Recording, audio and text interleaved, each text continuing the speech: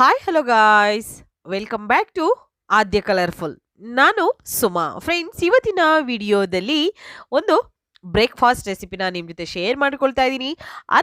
ಪೂರಿ, ಚಪಾತಿ, ಅನ್ನ ಇದಕ್ಕೆಲ್ಲದಕ್ಕೂ ಕೂಡ super combination ಕೊಡುತ್ತೆ. ಬೇರೆ ಯಾವುದೇ ತರಕಾರಿಗಳು ಇಲ್ಲದೆ ರುಚಿಯಾದ ಮಸಾಲ ಇದು 10 ನಿಮಿಷದಲ್ಲಿ ತಯಾರಿಸ್ಬೋದು. ಖಂಡಿತವಾಗ್ಲೂ ತುಂಬಾನೇ ರುಚಿಯಾಗಿರುವಂತಹ, ಈಸಿಯಾಗಿರುವಂತಹ ಒಂದು ಇಂಗ್ರೀಡಿಯೆಂಟ್ಸ್ಗಳನ್ನು ಉಪಯೋಗಿಸಿ ಮಾಡುವಂತಹ ರುಚಿಯಾದ ದಿಢೀರಾಗಿ ಮಾಡ್ಕೊಳ್ಳುವಂತಹ ಒಂದು ರೆಸಿಪಿ. ಸೊ ನೀವು ಇದನ್ನ ರೈಸಿಗೂ ಕೂಡ ಉಪಯೋಗಿಸ್ಬೋದು, ಹಾಗೆ ಪೂರಿ, ಚಪಾತಿ, ರೊಟ್ಟಿ ಎಲ್ಲದಕ್ಕೂ ಕೂಡ ಸೂಪರ್ ಕಾಂಬಿನೇಷನ್ ಅಂತ ಹೇಳ್ಬೋದು. ಸೊ ಈ ಒಂದು ರೆಸಿಪಿನ ತಯಾರಿಸೋದಕ್ಕೆ ಮೊದಲನೇದಾಗಿ ನಾನು ಈಗ ಒಂದು ಪ್ಯಾನ್ ತಗೊಂಡಿದ್ದೀನಿ. ಇದಕ್ಕೆ ಒಂದು 2 ಸ್ಪೂನ್ ಆಗುವಷ್ಟು ಆಯಿಲ್ ಹಾಕ್ಕೊಂಡಿದ್ದೀನಿ. ಅದಾದ ನಂತರ 4 ಈರುಳ್ಳಿಯನ್ನ ನಾನು ಉದ್ದುದ್ದವಾಗಿ ನೋಡಿ ಕಟ್ ಮಾಡ್ಕೊಂಡಿದ್ದೀನಿ. ಇದನ್ನ ಹಾಕ್ಕೊಂಡಿದ್ದೀನಿ. ಸುಮಾರು 4 ಈರುಳ್ಳಿ ತಗೊಂಡಿದ್ದೀನಿ, ದಪ್ಪ ಗಾತ್ರದಲ್ಲಿರುವಂತಹ ಈರುಳ್ಳಿಗಳನ್ನ. ತುಂಬಾನೇ ಈಸಿಯಾಗಿ ಮಾಡುವಂತಹ ರುಚಿಯಾಗಿರುವಂತಹ ಒಂದು ಮಸಾಲ ರೆಸಿಪಿ. ಖಂಡಿತವಾಗ್ಲೂ ರೆಸ್ಟೋರೆಂಟಿಗೆ ಹೋಗ್ತೀವಿ ಅಥವಾ ಡಾಬಾಗಳಿಗೆ ಹೋಗ್ತೀವಿ, ಅವಾಗ ಎಲ್ಲ ನಮಗೆ ತುಂಬಾನೇ ಟೇಸ್ಟಿ ಮಸಾಲ ಅಂತ ಅನ್ಸುತ್ತೆ. ಅದೇ ರೀತಿ ಮನೆಯಲ್ಲಿ ಯಾಕೆ ಮಾಡ್ಕೊಳಕ್ ಆಗಲ್ಲ ಅಂತ ಕೆಲವೊಂದ್ಸಲ ನಾವೇ ಅನ್ಕೊಂಡಿರ್ತೀವಿ. ಬಟ್ ಹಾಗೇನಿಲ್ಲ, ಕೆಲವೊಂದು ಮಸಾಲೆ ಐಟಮ್ಗಳನ್ನ ಅವರು ಜಾಸ್ತಿ ಬೇರೆ ಬೇರೆ ಐಟಮ್ಸ್ನ ಹಾಕಿರ್ತಾರೆ. ಅದಲ್ದಲೆ ಮನೆಯಲ್ಲಿರುವಂತಹ ಮಸಾಲೆಗಳನ್ನ ಉಪಯೋಗಿಸಿ ನಾವು ಕೂಡ ರುಚಿಯಾಗಿರುವಂತಹ ಒಂದು ಮಸಾಲೆಗಳನ್ನ ಮನೆಯಲ್ಲಿ ತಯಾರಿಸ್ಕೋಬಹುದು. ಸೊ ಆ ಒಂದು ಮಸಾಲೆಯನ್ನ ಹೇಗೆ ತಯಾರಿಸೋದು ಅನ್ನೋದನ್ನ ಇವತ್ತಿನ ವಿಡಿಯೋದಲ್ಲಿ ತಿಳಿಸ್ಕೊಡ್ತಾ ಇದ್ದೀನಿ. ಖಂಡಿತವಾಗ್ಲೂ ತುಂಬಾನೇ ಟೇಸ್ಟಿ ಇರುವಂತಹ ಒಂದು ಮಸಾಲ ರೆಸಿಪಿ. ಸೊ ನಾನು ಆಲೂ ಮಸಾಲ ಕೂಡ ನಿಮ್ಮ ಜೊತೆ ಶೇರ್ ಮಾಡ್ಕೊಂಡಿದ್ದೆ. ಖಂಡಿತವಾಗ್ಲೂ ಎಲ್ಲರೂ ಕೂಡ ತುಂಬಾನೇ ಇಷ್ಟಪಟ್ಟಿದ್ದೀರಾ. ಅದೇ ರೀತಿ ಈ ಒಂದು ರುಚಿಯಾಗಿರುವಂತಹ ಆನಿಯನ್ ಮತ್ತು ಟೊಮ್ಯಾಟೊ ಉಪಯೋಗಿಸಿ ಮಾಡಿರುವಂತಹ ಒಂದು ಮಸಾಲ, ಈ ಮಸಾಲವನ್ನ ಒಂದ್ಸಲ ತಯಾರಿಸಿ ಹೇಗೆ ಬಂತು ಅಂತ ತಪ್ಪದೆ ಕಾಮೆಂಟ್ ಸೆಕ್ಷನ್ ಅಲ್ಲಿ ತಿಳಿಸಿ ಫ್ರೆಂಡ್ಸ್. ಓಕೆ, ಸೊ ಇವಾಗ ಈರುಳ್ಳಿ ಸ್ವಲ್ಪ ಟ್ರಾನ್ಸ್ಪರೆಂಟ್ ಆಗಿದೆ. ಅದಾದ ನಂತರ ಇಲ್ಲಿ ನಾನು ಟೊಮ್ಯಾಟೊ ಹಾಕೊಳ್ತಾ ಇದ್ದೀನಿ. ಸೊ ಸುಮಾರು ಇಲ್ಲಿ 4 ಟೊಮ್ಯಾಟೊವನ್ನು ತಗೊಂಡಿದ್ದೀನಿ, ಮೀಡಿಯಂ ಸೈಜಲ್ಲಿರುವಂಥದ್ದು. ಸೊ ಅದನ್ನು ಕೂಡ ಉದ್ದುದ್ದವಾಗಿ ಕಟ್ ಮಾಡ್ಕೊಂಡಿದ್ದೀನಿ. ಇದನ್ನು ಕೂಡ ಚೆನ್ನಾಗಿ ನಾವು ಮಿಕ್ಸ್ ಮಾಡಿಕೊಂಡು ಇದನ್ನು ಕೂಡ ನಾವು ರೋಸ್ಟಾಗಿ ಫ್ರೈ ಮಾಡ್ಕೋಬೇಕಾಗುತ್ತೆ. ಸೊ ನೋಡ್ತಾ ಇದ್ದೀರಲ್ಲ, ಈಗ ಸ್ವಲ್ಪ ಟೊಮ್ಯಾಟೊ ಕೂಡ ಚೆನ್ನಾಗಿ ಬೇಯಬೇಕು. ನಮಗೆ ಈರುಳ್ಳಿ ಮತ್ತು ಟೊಮ್ಯಾಟೊ ಎರಡೂ ಕೂಡ ನೀಟಾಗಿ ಬೆಂದಷ್ಟು ಈ ಒಂದು ಮಸಾಲ ಟೇಸ್ಟಿ ಬರುತ್ತೆ. ಸೊ ಇವು ಎರಡು ಕೂಡ ಬೇಗ ಬೇಯಬೇಕು ಅಂದರೆ ನಾವೇನು ಮಾಡಬೇಕು, ಸ್ವಲ್ಪ ಉಪ್ಪನ್ನು ಹಾಕ್ಕೊಳ್ಬೇಕಾಗುತ್ತೆ.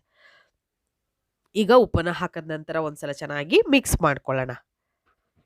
ಈ ರೀತಿಯಾಗಿ ಮಿಕ್ಸ್. ಸೊ ಫ್ರೆಂಡ್ಸ್, ನೀವು ಯಾರಾದ್ರೂ ಫಸ್ಟ್ ಟೈಮ್ ನನ್ನ ಚಾನಲ್ಗೆ ವಿಸಿಟ್ ಮಾಡಿದರೆ ಪ್ಲೀಸ್ ನನ್ನ ಚಾನಲ್ನ ಸಬ್ಸ್ಕ್ರೈಬ್ ಮಾಡ್ಕೊಳ್ಳಿ ಫ್ರೆಂಡ್ಸ್. ಹಾಗೆ ಲೈಕ್ ಮಾಡಿ ಮತ್ತು ಹೆಚ್ಚೆಚ್ಚು ಶೇರ್ ಮಾಡಿ. ನನ್ನ ಎಲ್ಲ ಯೂಟ್ಯೂಬ್ ಚಾನಲ್ಗಳ ಲಿಂಕು ಈ ವಿಡಿಯೋದ ಡಿಸ್ಕ್ರಿಪ್ಷನಲ್ಲಿ ಸಿಗುತ್ತೆ. ಅಲ್ಲಿ ನೀವು ನನ್ನ ಎಲ್ಲ ವಿಡಿಯೋ ಮತ್ತು ಚಾನಲ್ಗಳನ್ನು ನೋಡ್ಬೋದು. ಖಂಡಿತ ಇಷ್ಟ ಆದರೆ ಸಬ್ಸ್ಕ್ರೈಬ್ ಮಾಡ್ಕೊಳ್ಳಿ ಫ್ರೆಂಡ್ಸ್. ಓಕೆ, ಈಗ ನೋಡಿ ಚೆನ್ನಾಗಿ ಮಿಕ್ಸ್ ಮಾಡಿದ್ದೀನಿ. ಈಗ ಕಲರ್ ಕೂಡ ಚೇಂಜ್ ಆಗಿದೆ ಮತ್ತು ಎರಡು ಕೂಡ ಚೆನ್ನಾಗಿ ಸಾಫ್ಟಾಗಿ ಬೆಂದಿದೆ. ಈಗ ಅದನ್ನು ಒಂದು ಸೈಡ್ ತೆಗೆದಿಟ್ಕೊಂಡ್ಬಿಡೋಣ. ಇಲ್ಲಿ ಒಂದು ತಟ್ಟೆಯಲ್ಲಿ ಸೋಂಪನ್ನು ತೊಗೊಂಡಿದ್ದೀನಿ, ಜೀರಿಗೆ ತೊಗೊಂಡಿದ್ದೀನಿ, ಸೊ ಜೀರಿಗೆ ಮತ್ತು ಸ್ವಲ್ಪ ಗರಂ ಮಸಾಲವನ್ನು ಹಾಕ್ಕೊಂಡಿದ್ದೀನಿ. ಮತ್ತು ಈಗ ಬೇಯಿಸಿರೋಂಥ ಟೊಮ್ಯಾಟೊ ಮತ್ತು ಈರುಳ್ಳಿ ಇದೆಯಲ್ಲ, ಅದರಲ್ಲಿ 1/4 ಭಾಗವನ್ನು ನಾನು ಹಾಕ್ಕೊಳ್ತಾ ಇದ್ದೀನಿ. 1/4% ಅಷ್ಟೇ, 3/4% ನಮಗೆ ಪ್ಯಾನಲ್ಲೇ ಇರಬೇಕು. 1/4% ಮಾತ್ರ ಈ ಒಂದು ತಟ್ಟೆಗೆ ಹಾಕ್ಕೊಂಡಿದ್ದೀನಿ. ಸ್ವಲ್ಪ ತಣ್ಣಗಾಗಲಿ ಇದು. ನೋಡಿ, 3/4 ಭಾಗ ಅದು ಪ್ಯಾನಲ್ಲೇ ಇದೆ. 1/4% ಅಷ್ಟೇ ನಾನು ಹಾಕ್ಕೊಂಡಿದ್ದೀನಿ. ಬೇಕು ಅಂತಂದರೆ ನಿಮಗೆ ಗ್ರೇವಿ ಹೆಚ್ಚು ಬೇಕು, ಮಸಾಲ ಹೆಚ್ಚು ಬೇಕು ಅಂದರೆ ಇನ್ನು ಒಂದು ಸ್ವಲ್ಪ ಹಾಕ್ಕೊಳ್ಬೋದು.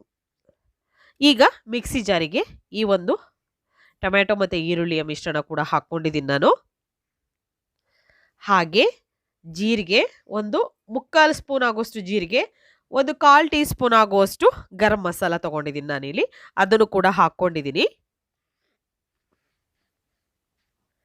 ಅದಾದ ನಂತರ ಇವಾಗ ನಾವು ಇದಕ್ಕೆ ಶುಂಠಿ, ನೋಡಿ ಸ್ವಲ್ಪ ಶುಂಠಿಯನ್ನು ಕಟ್ ಮಾಡಿ ಹಾಕ್ಕೊಂಡಿದ್ದೀನಿ ಫ್ರೆಂಡ್ಸ್. ತುಂಬ ಟೇಸ್ಟಿಗಿರುವಂಥ ಮಸಾಲ ರೆಡಿ ಆಗುತ್ತೆ. ಸೊ ಅದನ್ನು ಗ್ರೈಂಡ್ ಮಾಡ್ಕೊಂಬರೋಣ, ಒಂದು ಸೈಡ್ ತೆಗೆದಿಟ್ಕೊಂಬರೋಣ.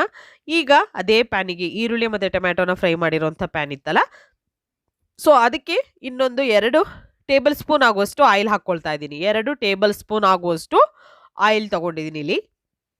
ಅದಾದ ನಂತರ ಇವಾಗ ಸ್ವಲ್ಪ ಬಿಸಿಯಾಗಲಿ, ಇದಕ್ಕೆ ಸ್ವಲ್ಪ ಸಾಸಿವೆ ಹಾಕ್ಕೊಳ್ಳೋಣ. ಸಾಸಿವೆ ಸಿಡಿದ ನಂತರ ಇವಾಗ ನಾವು ಇದಕ್ಕೆ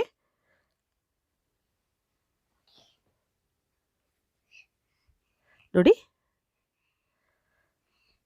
ಇವಾಗ ಸಾಸಿವೆ ಸಿಡಿದಾಗಿದೆ. ಸೊ ಇವಾಗ ಇದಕ್ಕೆ ನಾನು ಸ್ವಲ್ಪ ಧನಿಯಾ ಪೌಡರ್ನ ಹಾಕ್ಕೊಳ್ತಾ ಇದ್ದೀನಿ. ಒಂದು 1/4 ಸ್ಪೂನ್ ಆಗುವಷ್ಟು ಧನಿಯಾ ಪೌಡರ್ ತೊಗೊಳ್ತಾ ಇದ್ದೀನಿ. ಹಾಗೆ ರೆಡ್ ಚಿಲ್ಲಿ ಪೌಡರ್ಸ್ ಕೂಡ ಹಾಕ್ಕೊಳ್ಳೋಣ. ಇದಕ್ಕೆ ಒಂದು ಅರ್ಧ ಸ್ಪೂನ್ ಆಗುವಷ್ಟು ಅಥವಾ ಮುಕ್ಕಾಲು, ನಿಮಗೆ ಮಸಾಲ ಸ್ವಲ್ಪ ಖಾರವಾಗಿ ಬೇಕು ಅಂದರೆ ಒಂದು ಸ್ವಲ್ಪ ಜಾಸ್ತಿ ಅಚ್ಕಾರದ ಪುಡಿಯನ್ನು ಉಪಯೋಗಿಸ್ಬೋದು, ಅಥವಾ ಕಮ್ಮಿ ಬೇಕು ಅಂದರೆ ಕಮ್ಮಿ ಕೂಡ ಹಾಕ್ಕೊಳ್ಬೋದು. ಕಾಶ್ಮೀರಿ ರೆಡ್ ಚಿಲ್ಲಿ ಪೌಡರ್ನ ಉಪಯೋಗಿಸ್ತಾ ಇದ್ದೀನಿ ನಾನಿಲ್ಲಿ. ಹಾಗೆ ಸ್ವಲ್ಪ ಒಂದು ಪಿಂಚಷ್ಟು ಅಡುಗೆ ಅರಶಿನ ತೊಗೊಳ್ತಾ ಇದ್ದೀನಿ. ತುಂಬಾ ಈಸಿಯಾಗಿರುವಂಥ ಒಂದು ಮಸಾಲ, ಅನ್ನ ಪೂರಿ ಚಪಾತಿಗೆ ಕಾಂಬಿನೇಷನ್, ಬೇರೆ ಯಾವುದೇ ತರಕಾರಿಗಳು ಇಲ್ಲದೆ ರುಚಿಯಾದ ಮಸಾಲ 10 ನಿಮಿಷದಲ್ಲಿ ನೀವು ತಯಾರಿಸ್ಕೋಬೋದು. ಸೊ ಈ ಬೇರೆ ತರಕಾರಿಗಳು ಬೇಕೋ ಅಥವಾ ಬೇರೆ ಏನಾದರೂ ಆಚೆಯಿಂದ ತರಬೇಕು ಅನ್ನೋ ಗೋಜಿಲ್ಲ. ಮನೆಯಲ್ಲಿರುವಂಥ ಒಂದು ವಸ್ತುಗಳನ್ನೇ ಉಪಯೋಗಿಸಿ ಮಾಡುವಂಥ ರುಚಿಯಾಗಿರುವಂತಹ ಒಂದು ಟೊಮ್ಯಾಟೊ ಮತ್ತು ಆನಿಯನ್ ಮಸಾಲ ಇದು. ಸೊ ಇದಕ್ಕೆ ರುಚಿಗೆ ತಕ್ಕಷ್ಟು ಉಪ್ಪನ್ನು ಕೂಡ ಹಾಕ್ಕೊಂಡಿದ್ದೀನಿ. ಮತ್ತು ಜೀರಿಗೆ ಪೌಡರ್ ಕೂಡ ಹಾಕ್ಕೊಳ್ತಾ ಇದ್ದೀನಿ. ಜೀರಾ ಪೌಡರ್ನು ಕೂಡ ಒಂದು 1/4 ಟೀ ಸ್ಪೂನ್ ಆಗುವಷ್ಟು ಹಾಕ್ಕೊಂಡಿದ್ದೀನಿ. ಸೊ ತುಂಬ ಟೇಸ್ಟಿಯಾಗಿ ಆಗುತ್ತೆ ಈ ಒಂದು ಮಸಾಲ ಯಾವುದೇ ಮಾಡಲಿ ಫ್ರೆಂಡ್ಸ್, ಖಂಡಿತವಾಗ್ಲೂ ನಾವು ಯಾವುದೇ ಮಸಾಲೆಗಳನ್ನು ಮಾಡಬೇಕಾದ್ರೂ ಕೂಡ ನಾವು ಬೇಯಿಸಬೇಕಾದ್ರೆ ಮಸಾಲೆಗಳನ್ನು ಚೆನ್ನಾಗಿ ಹಾಕುವಂಥ ಇಂಗ್ರೀಡಿಯೆಂಟ್ಸ್ಗಳನ್ನು ಚೆನ್ನಾಗಿ ಫ್ರೈ ಮಾಡ್ಕೋಬೇಕು.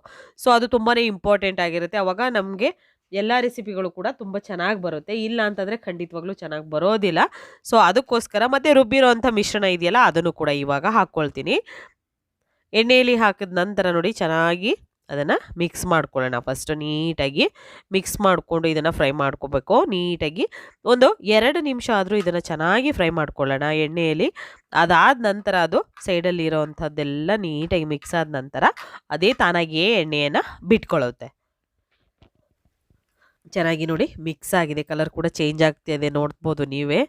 ಸೊ ಸ್ವಲ್ಪನೂ ನೀರನ್ನು ಉಪಯೋಗಿಸ್ದಲೇ ಹಾಗೆ ನಾವು ಮಿಕ್ಸ್ ಮಾಡ್ತಾ ಬಂದರೆ ನಮಗೆ ಒಂದು ಒಳ್ಳೆ ಮಸಾಲೆ ಚೆನ್ನಾಗಿ ಒಂದು ಫ್ಲೇವರ್ ಬರ್ತಾ ಇರುತ್ತೆ. ಸೊ ನೋಡ್ಬೋದು ನೀವು ಈ ರೀತಿ ಮಸಾಲೆ ಎಲ್ಲ ಚೆನ್ನಾಗಿ ಬೆಂದಿದೆ ನೋಡಿ. ಅದ್ರ ಬಬಲ್ಸ್ ಕೂಡ ಬರ್ತಾ ಇದೆ ಸೈಡಲ್ಲಿ. ಅದಾದ ನಂತರ 3 ಟೇಬಲ್ ಸ್ಪೂನ್ ಆಗುವಷ್ಟು ನಾನಿಲ್ಲಿ ಮೊಸರು ಹಾಕ್ಕೊಳ್ತಾ ಇದ್ದೀನಿ. 3 ಟೇಬಲ್ ಸ್ಪೂನ್ ಆಗುವಷ್ಟು ಮೊಸರು. ಓಕೆ, ಸೊ ಮೊಸರನ್ನ ಚೆನ್ನಾಗಿ ಬೀಟ್ ಮಾಡಿ ಅದಾದ ನಂತರ ಸ್ಟವ್ನ ಲೋ ಫ್ಲೇಮ್ ಮಾಡಿ ನಾನು ಹಾಕ್ಕೊಳ್ತಾ ಇದ್ದೀನಿ. ಬೇಕು ಅಂದರೆ ನೀವು ಆಫ್ ಮಾಡಿ ಕೂಡ ಹಾಕ್ಕೊಳ್ಬೋದು. ನಾನೀಗ ಮಿಕ್ಸ್ ಮಾಡ್ಕೊಳ್ತೀನಿ ನೋಡಿ, ಈ ರೀತಿಯಾಗಿ ಮಿಕ್ಸ್ ಮಾಡ್ಕೊಳ್ಳೋಣ. ಸೊ ಖಂಡಿತವಾಗ್ಲೂ ರೊಟ್ಟಿಗೂ ಕೂಡ ಸೂಪರ್ ಟೇಸ್ಟ್ ಕೊಡುತ್ತೆ ಫ್ರೆಂಡ್ಸ್ ಇದು. ನಿಮಗೆ ಅನ್ನಕ್ಕೆ ಬೇಕು, ಸಾಂಬಾರು ಮಾಡೋಕ್ಕೆ ಏನು ತರಕಾರಿಗಳು ಇಲ್ಲ ಆವಾಗಾದರೂ ನಾನು ಏನಾದರೂ ಮಾಡ್ಕೋಬೇಕು ಅಂದಾಗ ಖಂಡಿತ ಈ ಒಂದು ಮಸಾಲಾನು ಕೂಡ ನೀವು ಮಾಡ್ಕೋಬೋದು.